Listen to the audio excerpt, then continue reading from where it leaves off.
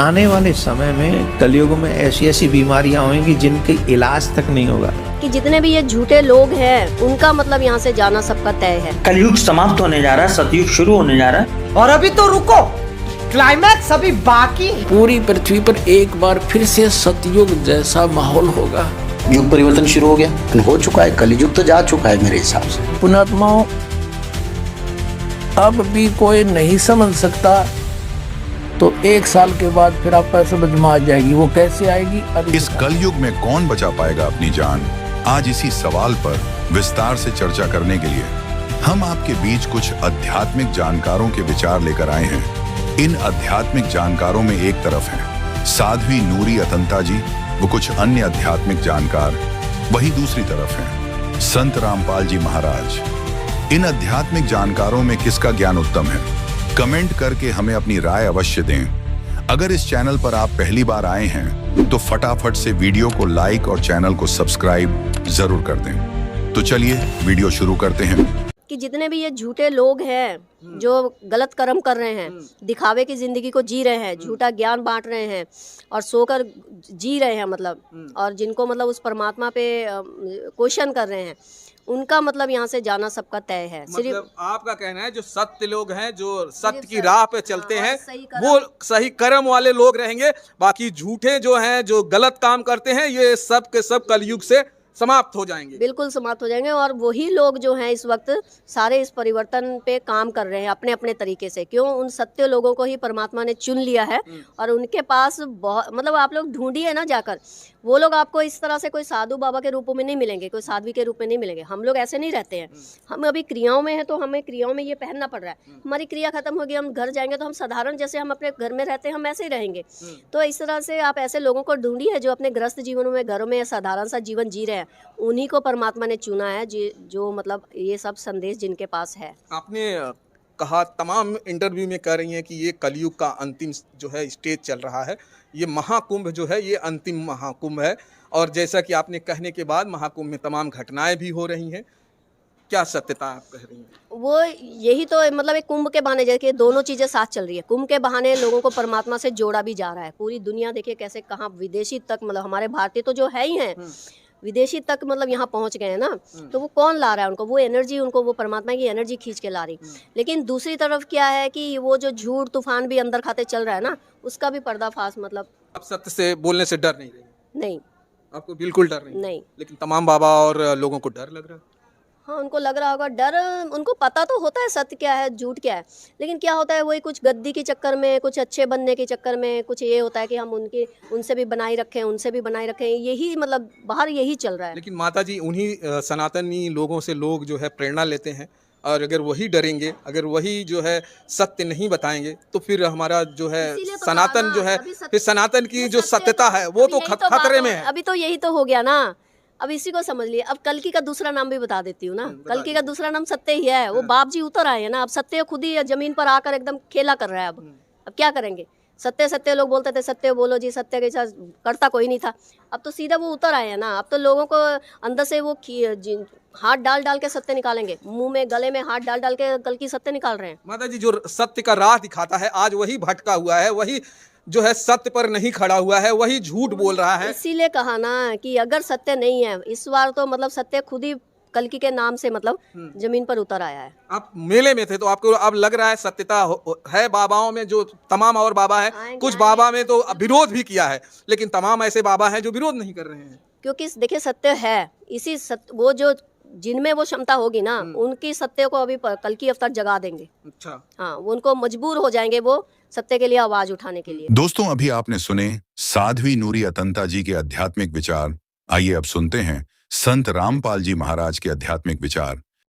तो परमात्मा ने कहा था वो विधि मेरे पास है, आने दे वो समय जब 5500 वर्ष कलयुग के बीत जाएंगे, तब पूरी पृथ्वी पर मेरे ही ज्ञान की चर्चा होगी और मेरी शरण में सारे आओगे और मैं ही भगवान होगा और एक ही ज्ञान होगा। सब मेरे बच्चे मुझे पहचानेंगे और सतलोक जाएंगे बेटा, अरबों की संख्या में ले जाऊंगा, तो विश्वास रख।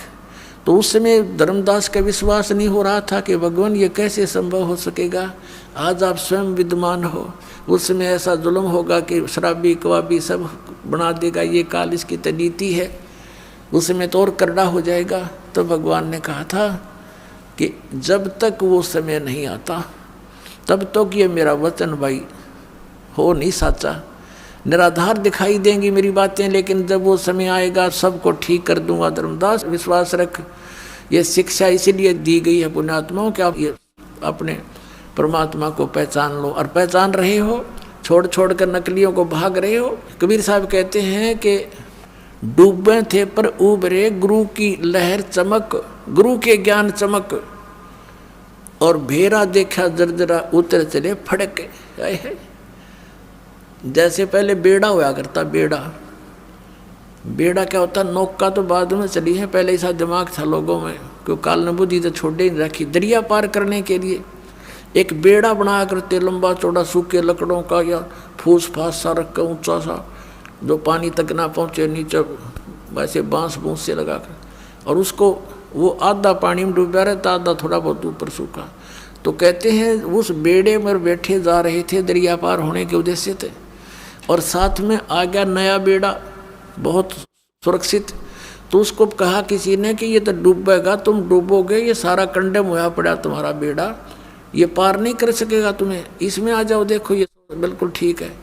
कहते हैं जब देखा, दोनों को तुलना किया कि सचमुच ही तो आधा कंडम हुआ पड़ा है, डूबने वाला है और सामने वाला ठीक है, तो कहते हैं उतर चले फड़क, तुरंत बेड़ा बदल लिया, एकदम छलांग मार के जैसे फड़क जंप लगा जाते हैं भयभीत सा होकर के। तो परमात्मा ने कहा था कि उस समय इस ज्ञान से और उस अज्ञान की तुलना करके मेरे बच्चे मेरे वाले ज्ञान को ऐसे ग्रहण करेंगे जैसे उतर चले फड़क, न दौड़ के भागे होंगे, कोई ना मरे नकलियों के पास। तो उस समय की इंतजार है धर्मदास मुझे, पूरे विश्व में मेरा ही ज्ञान होगा, मेरा ही गुणगान होगा, और पूरी पृथ्वी पर एक बार फिर से सतयुग जैसा माहौल होगा। पुण्यात्माओं, अब भी कोई नहीं समझ सकता तो 1 साल के बाद फिर आपको समझ में आ जाएगी। वो कैसे आएगी अभी दिखाता हूँ।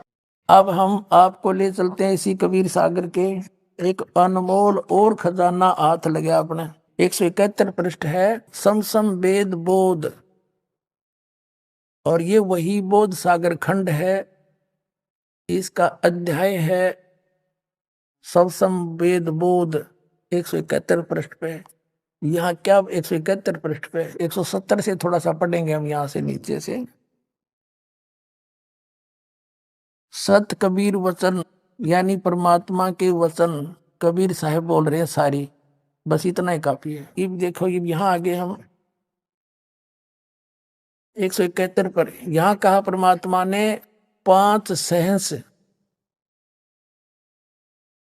500 और 500 5500 5 सहंस 5 सहंस माने 5000 और 500 यानी 5500 जब कलयुग बीत जाए, महापुरुष फरमान तब जग तारण को आए।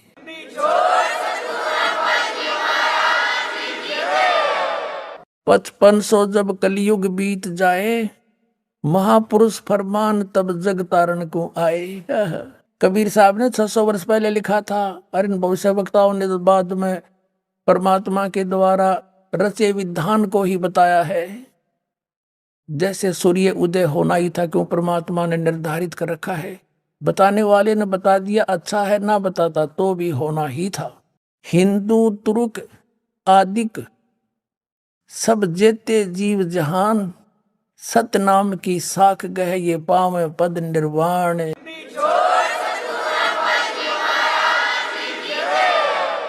हिंदू तुर्क यानी हिंदू मुसलमान और आदिक शब्द इसलिए लिखा परमात्मा ने, काल और भी बिगाड़ेगा मेरे बच्चों को, कई मजहब बनावेगा। आदि जितने भी धर्म हैं और जेते जीव जहान, जो सतनाम की साख गहे वो पाव पद निर्वाण, वो मोक्ष पद को प्राप्त होंगे, जहां जाने के बाद फिर लौट कर नहीं आते। अब कैसे होगा वो सब पंथ मिटा के एक पंथ चलावें, वो कैसे मिटेंगे? यथा सरित गण आप ही मिले सिंधु में धाये। सरित गण माने दरिया, नदियां अपने आप दौड़कर सिंधु में जाकर मिलकर एक हो जाती हैं। ऐसे सत्सुकृत के मध्य, उस सच्चे पंथ के मध्य, तिमी माने उस प्रकार सभी पंथ समाये।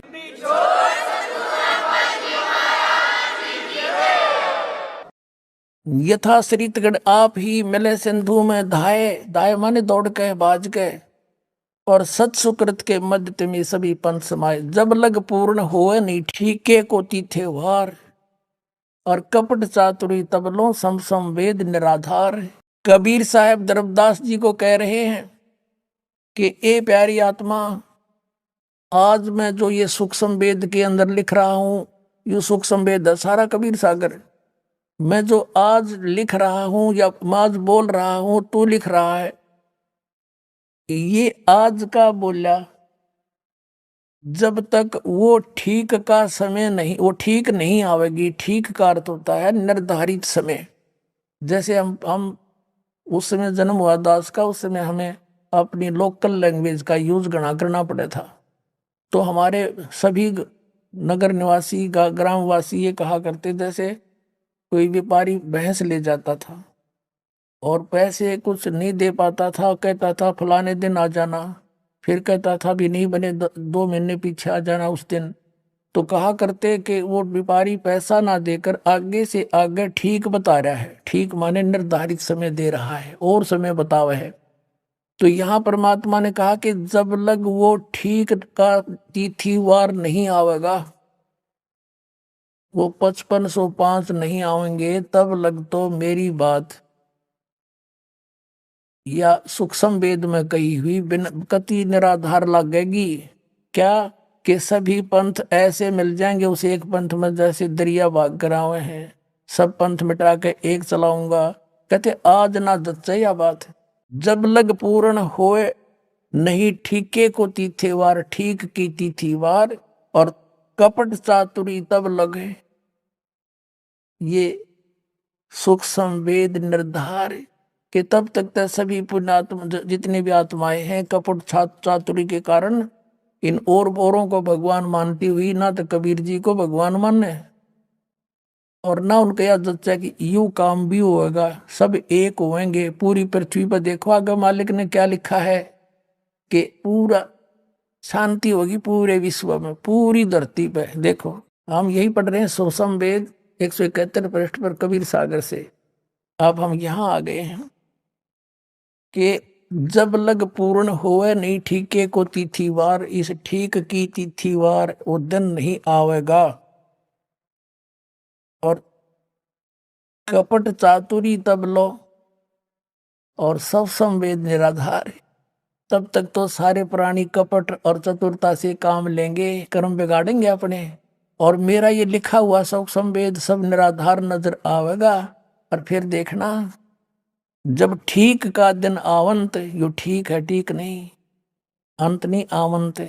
सब ही नारी नर शुद्ध, सब ही नर नारी शुद्ध हो जाएंगे, बुराई छोड़ देंगे, कपट चातुरी छोड़ देंगे। सब ही नर नारी शुद्ध तब जब ठीक का दिन आवंत। यो ठीक का दिन है, गलती मेरे मिसप्रिंट हो रहा है। और कपट चातुरी छोड़ के शरण कबीर गहंत।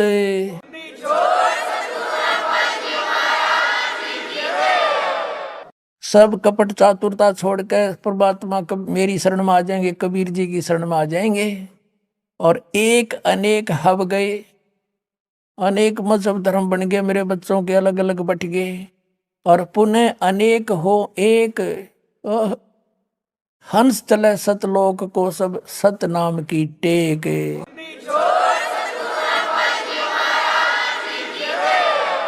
अब तो एक से अनेक हो गए ये, अब फिर अनेक से फिर एक होंगे। और सतनाम लेके सबके सब सतलोक में जाएंगे।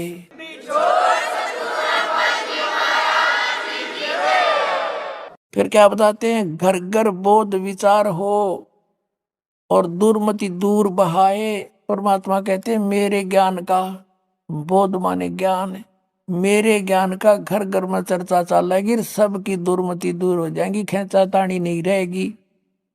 एक दूसरे में लूटा खसोटी, मिलावट करना, सास बहू की लड़ाई, आपस में छोटी छोटी बातों पर झगड़ा करना, कहता ये सब समाप्त हो जाएंगे, दुर्मति दूर हो जाएंगी। और कलयुग में एक होकर सब बरतें सहज सुभाए। फिर कहा कि कहा उग्र का सूदर हो, हर सभी की भव भीड़, चाहे डाकू चोर लुटेरे हो, चाहे छोटे बड़ी जात हो। और कहते हैं सो समान समदृष्टि हो, सब एक समान दृष्टि हो जाएंगे। वो संत जो होगा वो एक समान दृष्टि का होगा, वो समर्थ सत कबीर।